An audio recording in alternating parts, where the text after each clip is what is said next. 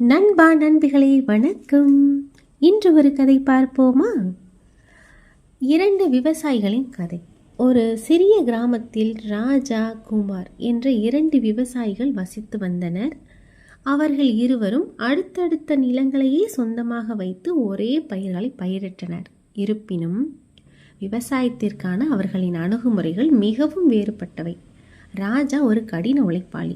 அவர் தினமும் அதிகாலையில் தனது பயிர்களை பராமரிப்பதற்காக எழுந்தார். அவற்றிற்கு தண்ணீர் ஊற்றி உரமிட்டு பூச்சிகளிலிருந்து பாதுகாத்தார். அவர் தனது நிலத்தை மிகவும் கவனித்து தனது வேலையை பற்றி பெருமிதம் கொண்டார். மறுபுறம் குமார் சோம்பேறியாகவும் அதிர்ஷ்டத்தை நம்பியும் இருந்தார். அவர் அடிக்கடி தாமதமாக தூங்குவார் மற்றும் அவர் விரும்பும் போது மட்டுமே தனது பயிர்களை கவனித்துக் கொள்வார். விதி தனது அறுவடையை தீர்மானிக்கும் என்று அவர் நம்பினார். மேலும் அவர் அதிக முயற்சி எடுக்க வேண்டியதில்லை. ஒரு பருவத்தில் கிராமத்தில் கடுமையான வறட்சி ஏற்பட்டது. 2 விவசாயிகளின் பயிர்களும் வாடத் தொடங்கின. ராஜா தனது பயிர்களை காப்பாற்ற அயராது உழைத்தார். புத்தகத்தில் உள்ள ஒவ்வொரு தந்திரத்தையும் பயன்படுத்தி தண்ணீரை பாதுகாக்கவும் தனது செடிகளை பாதுகாக்கவும் செய்தார். குமார் எளிதில் கைவிட்டார். வறட்சி துரதிர்ஷ்டத்தின் அடையாளம் என்றும் தனது தலைவிதியை மாற்றும் தன்னால் எதுவும் செய்ய முடியாது என்றும் அவர் நம்பினார். இறுதியில் ராஜாவின் கடின உழைப்புக்கு பலன் கிடைத்தது. அவரின் பயிர்கள் வறட்சியில் இருந்து தப்பின.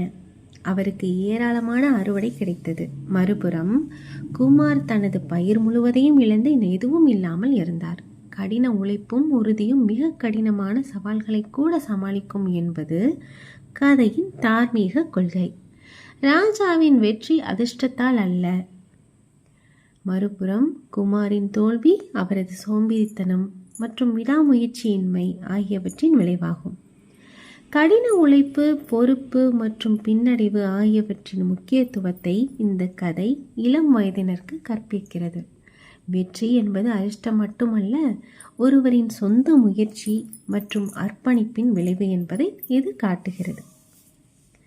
இப்படிக்கு உங்கள் மின்மினி.